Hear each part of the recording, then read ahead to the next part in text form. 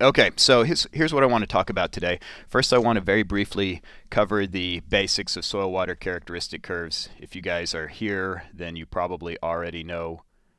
Um, oh, sorry, a couple of technical difficulties.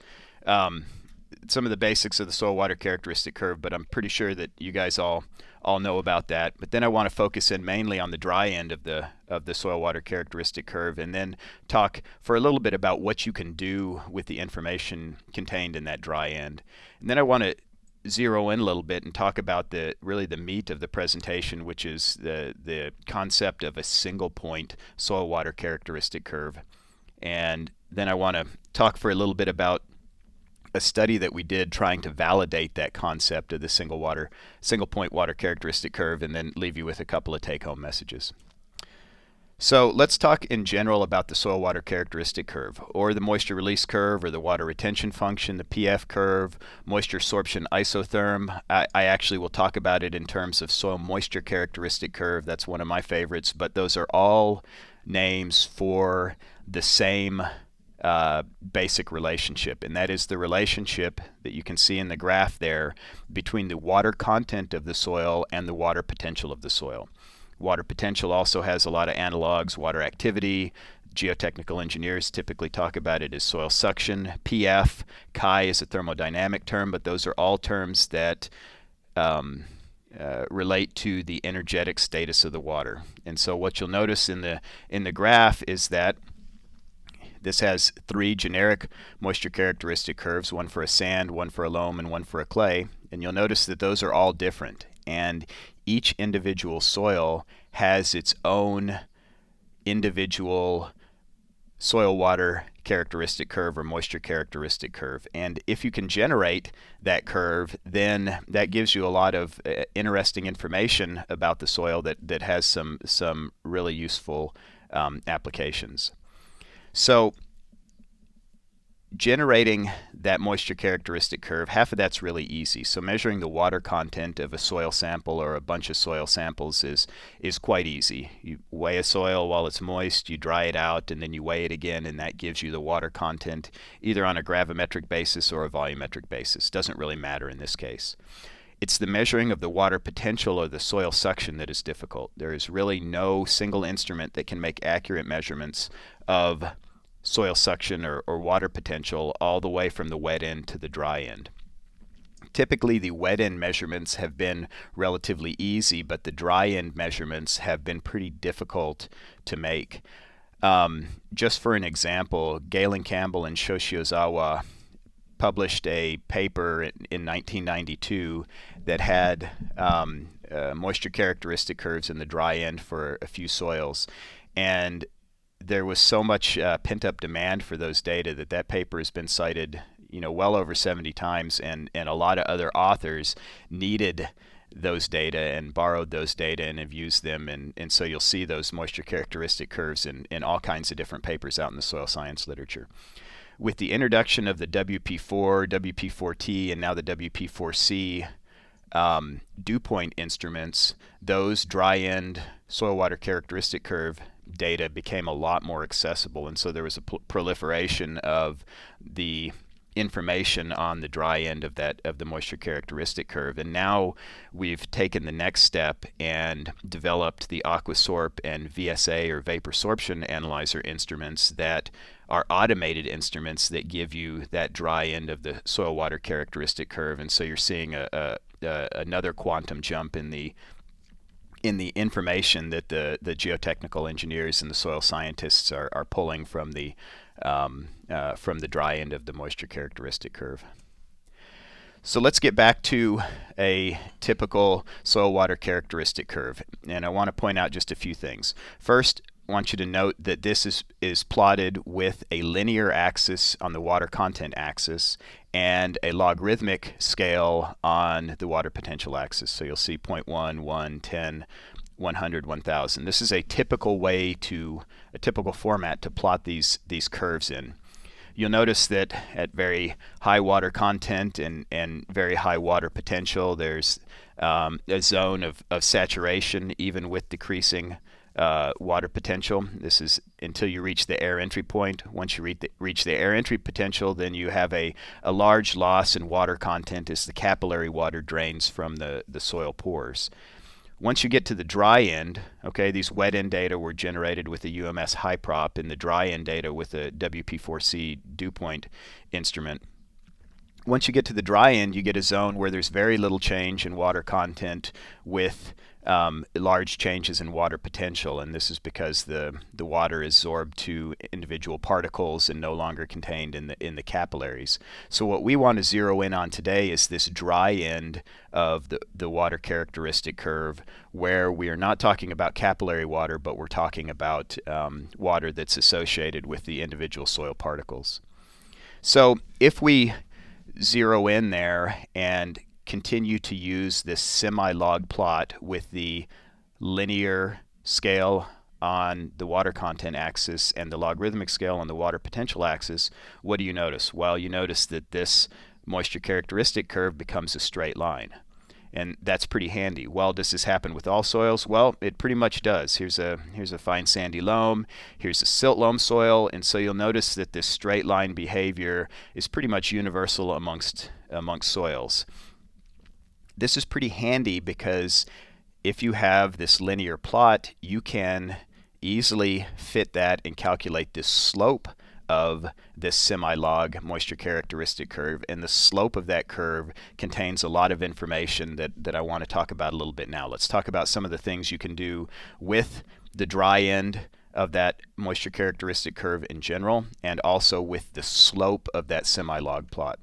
So the first thing that you can really mine from those data is that you can determine the soil-specific surface area just from the dry end of that soil moisture or soil water characteristic curve. It's highly correlated to the slope of that semi-log plot. So back in 2006, a paper was published that gives an extremely simple relationship between specific surface area, where the specific surface area is just a scaling factor of 1.84 multiplied by the monolayer coverage of water on the soil particles, and then that's of course multiplied by the slope of that semi-log plot in a format that is relevant thermodynamically. So I'd encourage you to look at that paper if you're interested in that. In 2011, another group of soil physicists did a similar study and came up with a slightly different relationship because the formats of those of the moisture characteristic curve are a little bit different, but it is pretty clear that the dry end of that soil water characteristic curve will give you a lot of information about the specific surface area of your soil. Many of us are also familiar with expansive soils or shrink-swell soils, especially those of us who are into geotechnical engineering and soil mechanics and foundations and things like that.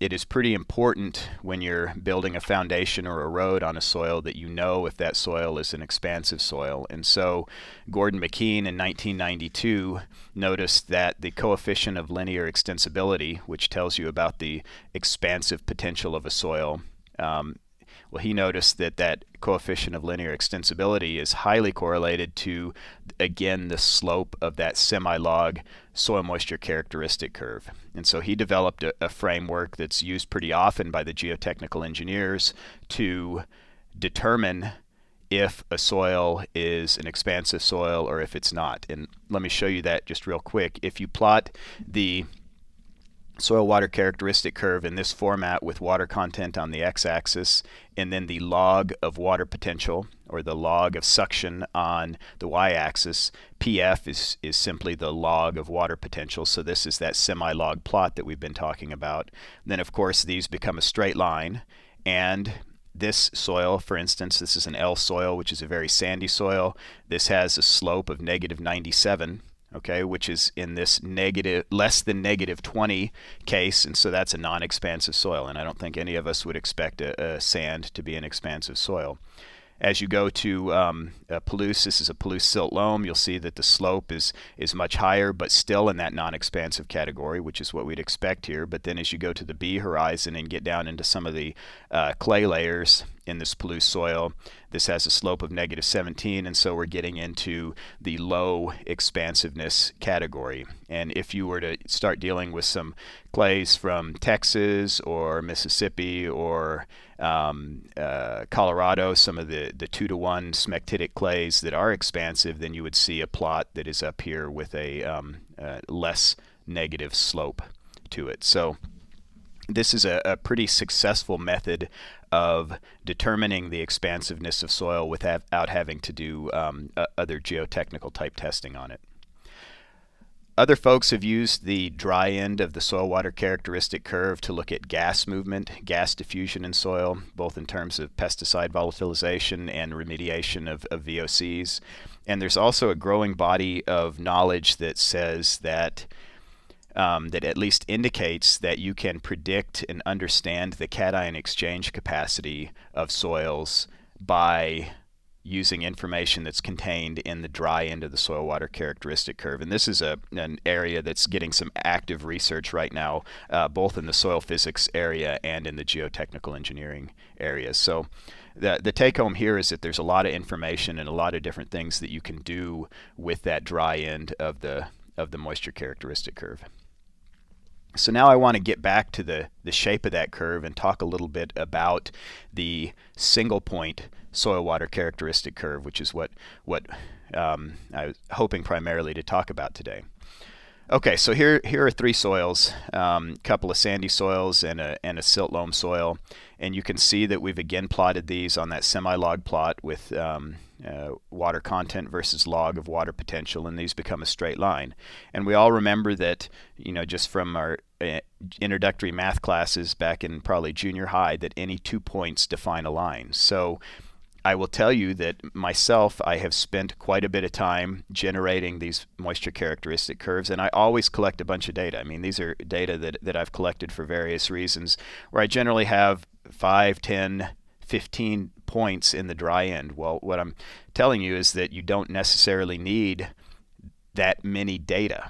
Okay, if these are always linear plots and 2 points define a line, then all you really need is maybe a point at air dry, okay, and then another point wetter in the dry end still of the moisture characteristic curve, and those 2 points define the line, and you don't need all the rest of those points. And so you could do this at any 2 points along the line. So we're already establishing that you don't need to collect a whole bunch of data. Really all you need to collect are 2 points. But I keep talking about a single point moisture characteristic curve, so let's look at that. What else do you notice about the two trend lines that are fit through these data? Well, if you look closely, you'll notice that if you extend those and you extrapolate all the way to 0 water content, then all of these extrapolate through the same point. Okay, -1,000 megapascals of water potential or +1,000 megapascals of suction at 0 water content. Now, I want to point out that you can never reach this point. You can never actually reach 0 water content on Earth. There's always going to be some water left even after you bake the soil out, but this is an extrapolation, okay, an extrapolation to the point where we would reach 0 water content, and that is always -1,000 megapascals. -1,000,000 kilopascals, if you're used to log kPa, that's 6.0 log kPa, 7 pF, -2 for a chi value, that's a thermodynamic value that is actually the log of water potential, or 0.06% relative humidity. Those are all the same value of -1,000 megapascals. So now, if we have our point pegged for all moisture characteristic curves at 0 water content and -1,000 megapascals, then if 2 points define a line and we already have one of those points, then it's pretty easy to grab 1 point on that moisture characteristic curve and reproduce the line that defines that soil water characteristic curve. And you could do that again with just an air dry point that's at about -100 megapascals, but then you'd be extrapolating quite a bit out here. I would tend to do this at a little bit wetter point if possible, maybe a wet point out here, and then you've again defined your line and determined the entire dry end soil water characteristic curve with one single measurement, okay? One single water content, water potential pair. Pretty cool, huh? Well, we certainly thought so, and still think so to some extent, but there may be some issues with that we'll get to a little bit later. Wanted to point out that this is not necessarily a new technique. Bill Lykos, back in 2008, published a paper on the water content 75 technique. And so what is this? Well, what his paper was saying is that if you equilibrate a soil sample over saturated sodium chloride, which has a relative humidity of 75% or a water potential of negative 40 megapascals, and then you measure the water content when that soil has been equilibrated at negative 40 megapascals, then you can use that to classify an expansive soil. And I would say that this is simply an extension of the McKeen technique and an example of the single point moisture characteristic curve. So you can see I have some water content for various soils at this 75% relative humidity or negative 40 megapascals plotted. Okay, if you use that single point and recreate the single point moisture characteristic curve by going out and using the second point at negative 1,000 and 0 water content, then you've recreated these lines, and taking the slope of these lines will give you the expansive potential by using a technique like that McKeen technique. So this is essentially a one-point soil water characteristic curve and just taking the slope of that and plugging it into the McKeen framework. So it's not a new concept. It's been out there, but maybe not pointed to explicitly.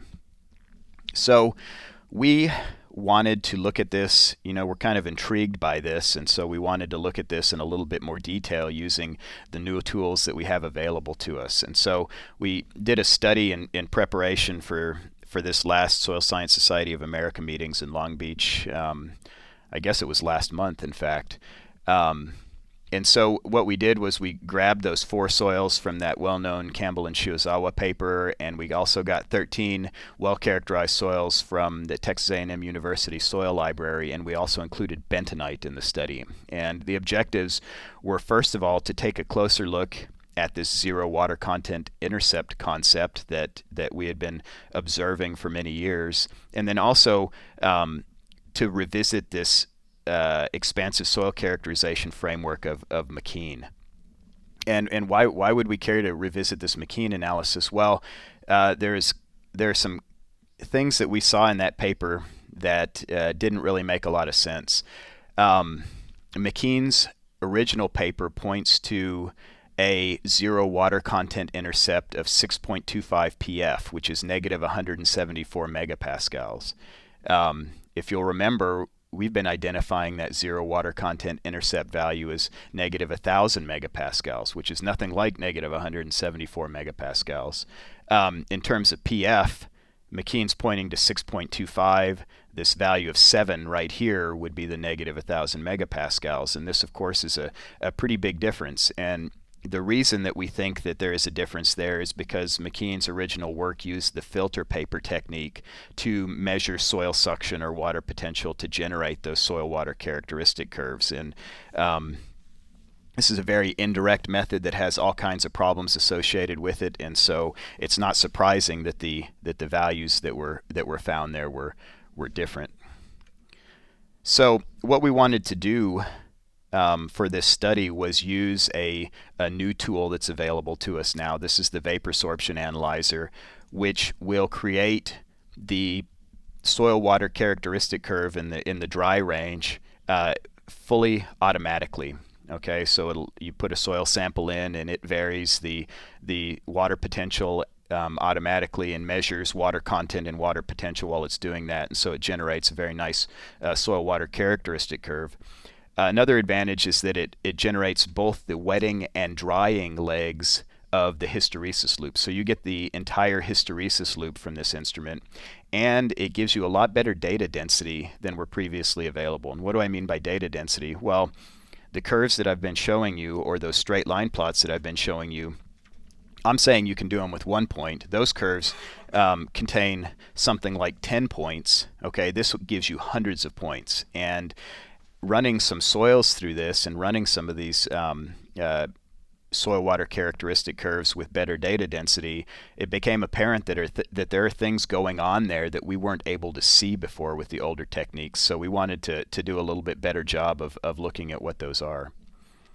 So here are some results, and here are some data from the VSA, and you'll see that we've got some curves there. The dots are real soil data from the VSA, maybe 100 points or more on one of the curves, and these happen to be the adsorption legs of those curves.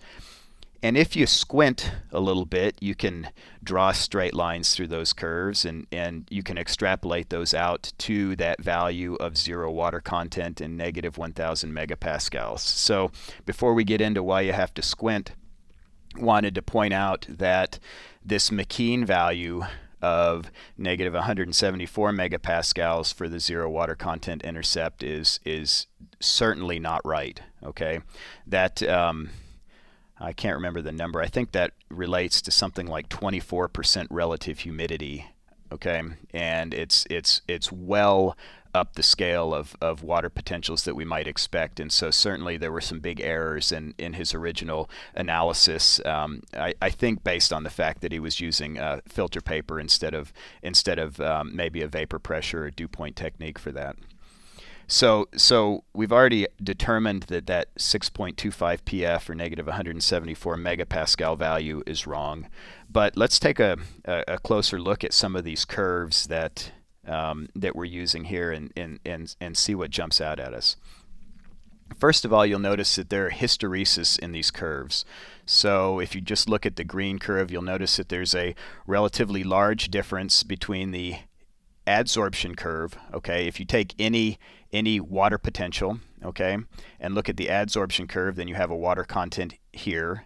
Okay, if you look at the desorption curve, then you have a significantly higher water content. And this hysteresis between the adsorption and desorption is something that is pretty much ubiquitous in natural systems. You always see hysteresis, and especially you will see hysteresis in moisture characteristic curves if there's a lot of clay in there.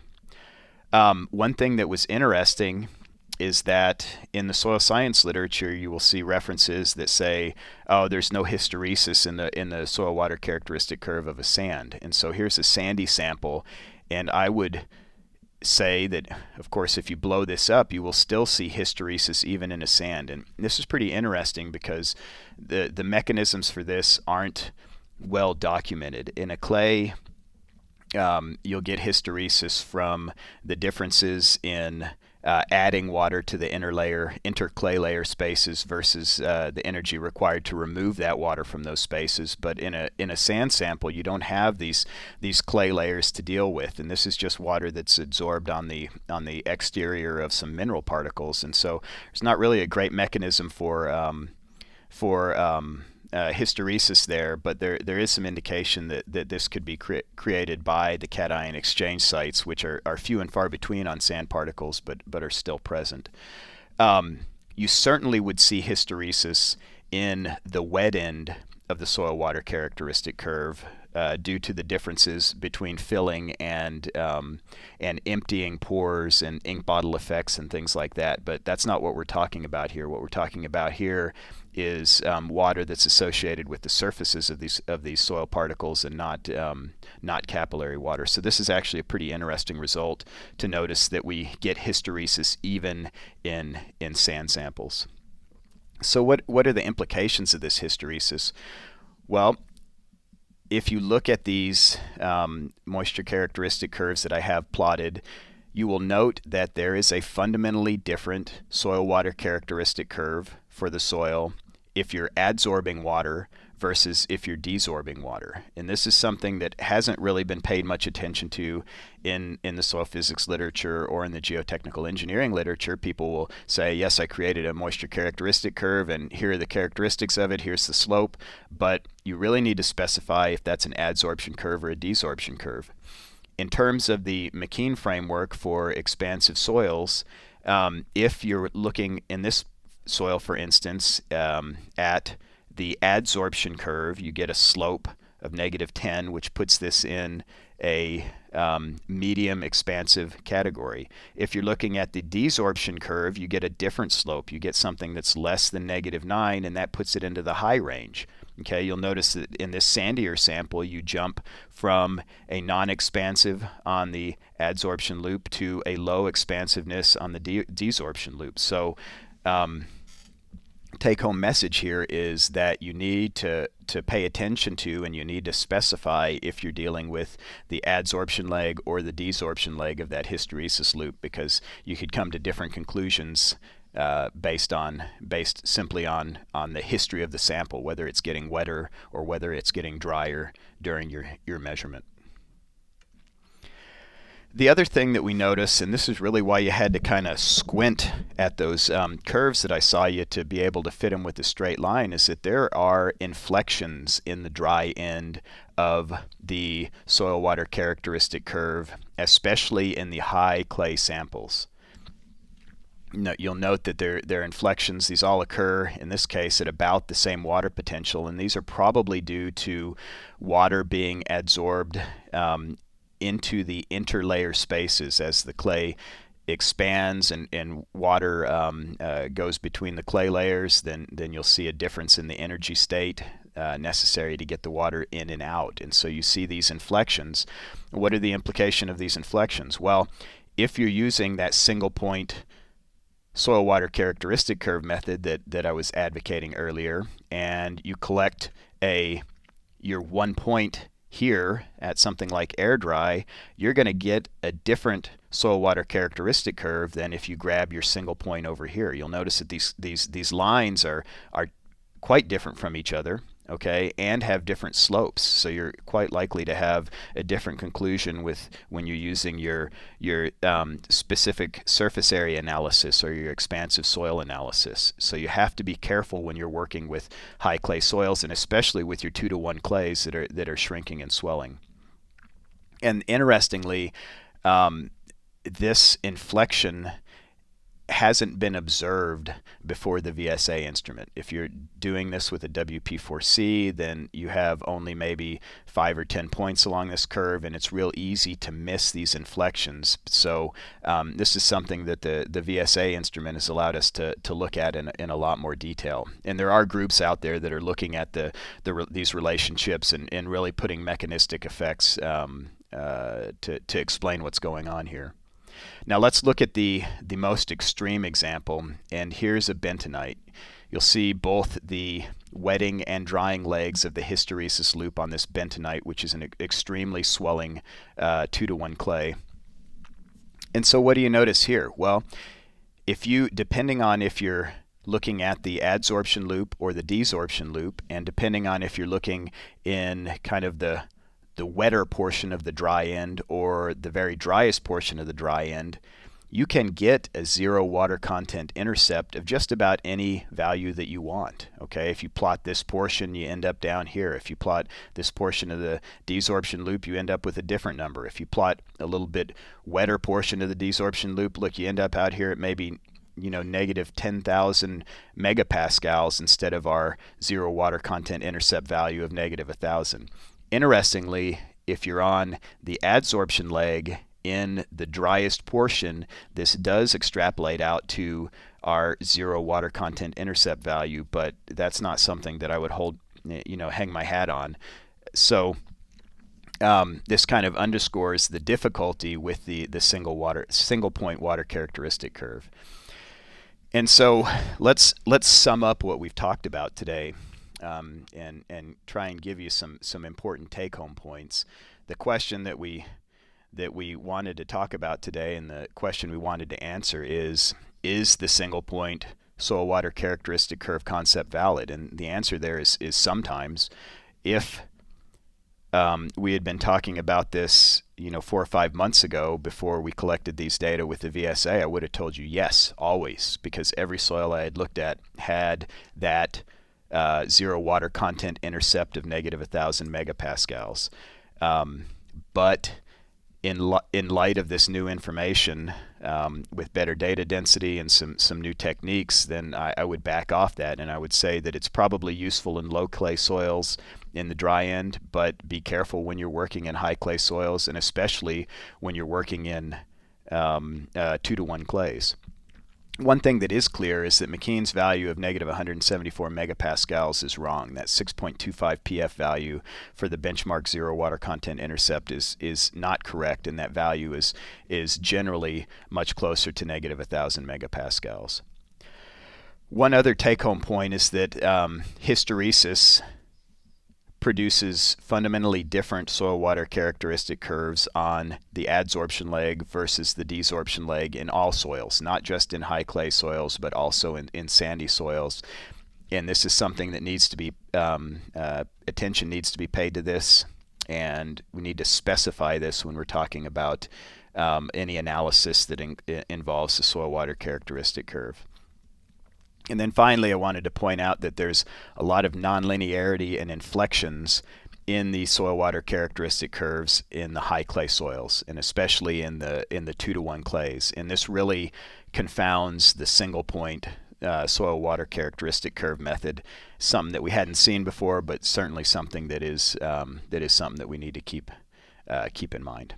So those are the things I wanted to talk about today. Hope you learned something, and hope you found it interesting. I'll be here for just a little bit to take some questions if I see some come through, and anything that we don't get to in real time, I'll email you afterwards with some answers to those. So thanks for attending.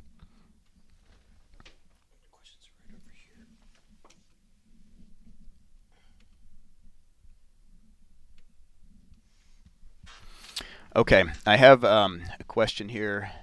How long does it take the VSA to measure the soil water characteristic curve? That's a good question. It depends a little bit on the soil type and how you configure the instrument, but typically the curves like you see on the graph over here, 24 to 48 hours to generate the full hysteresis loop with the data density that you see there. Okay, I've got another question here. What's the cutoff between capillary water and the dry end that you talk about? That's a good question. So if you remember the one graph that I showed you that had the high prop data on the wet end and the WP4C data at the dry end, you'll note that there's a huge difference in the shape of those. And if we're trying to look at the linear portion in the dry end, then to be safe, I think you typically want to be drier than about negative 1 megapascal. And I typically would go even a little bit drier than that to make sure that you're in the dry end and out of the capillary water zone. A lot of times people will, point to the end of the capillary water being closer to 1 bar or 100 kilopascals or 0.1 megapascal, but certainly negative 1 and drier will get you out of the capillary water zone.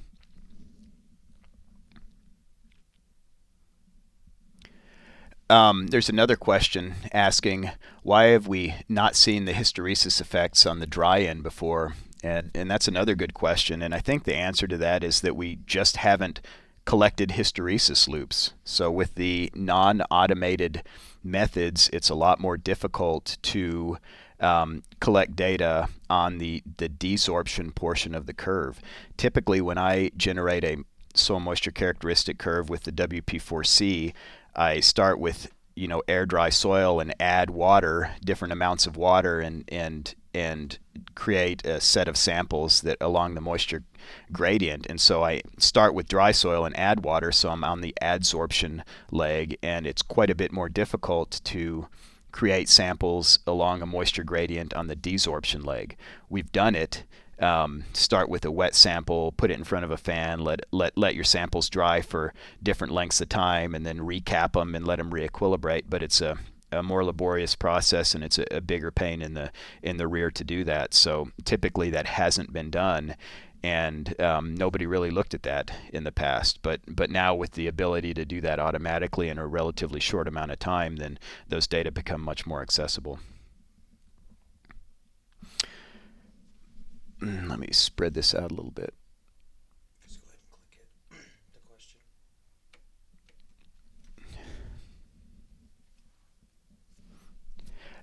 Oh, this is another good question. Okay, so someone's asking, they're saying that I thought the zero moisture intercept was fixed based on a thermodynamic calculation at oven dry temperature of basically 105 C, which is what we typically dry soil at. That is a really, really good question. The suction or water potential that you come to at oven dry is a fixed value if you control the vapor pressure of the air. So if you know the temperature of the sample, okay, which is 105 typically for drying soil, and if you know the vapor pressure of the air, then you know the water potential that you bring it to. But that water potential that you bring it to and that state you bring it to is not at all zero water content. Because I mean, you could continue to heat soil, up much hotter and still have water associated with those soil particles. You can never bring a sample to truly zero water content. Excuse me. To zero water content if you're on Earth where we have water vapor. So the true zero water content intercept that we're talking about doesn't actually exist. It's a fake point because we can't get there, but you can extrapolate out to that point using those linear relationships. So that's a really good question. So the thermodynamic basis of zero water content is invalid, but for a fitting point, then that works pretty well. One other question: how does the McKeen expansive framework, the expansiveness, how does that compare to the plastic limit and liquid limit? Okay, so this is a question about the Atterberg limits. Geotechnical engineers use the Atterberg limits, the plastic limit and liquid limit, and the difference in water content between those to estimate if a soil is expansive or not. So if it's a plastic clay, then that means that it's probably expansive, and if it's non-plastic clay, then that means it's probably not expansive. That's a really good question.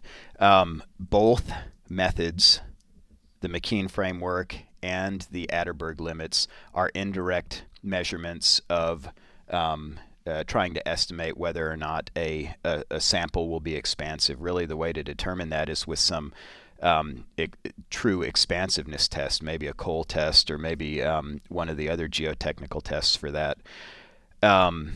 So I think that my understanding from people who have looked at that is that those do line up pretty well, that the McKeen analysis and the Atterberg limits do line up pretty well, but there is variability. Some samples will show to be a plastic clay and not show up as expansive in the McKeen analysis, and vice versa. There is some research being done now with the VSA instrument in geotechnical engineering that aims to answer a lot of those questions. So we have some friends that are working on those questions and comparing the Atterberg limits to the shape of the moisture characteristic curve, along with some of the other geotechnical tests, to try and really get to the bottom of the mechanisms that cause these different things.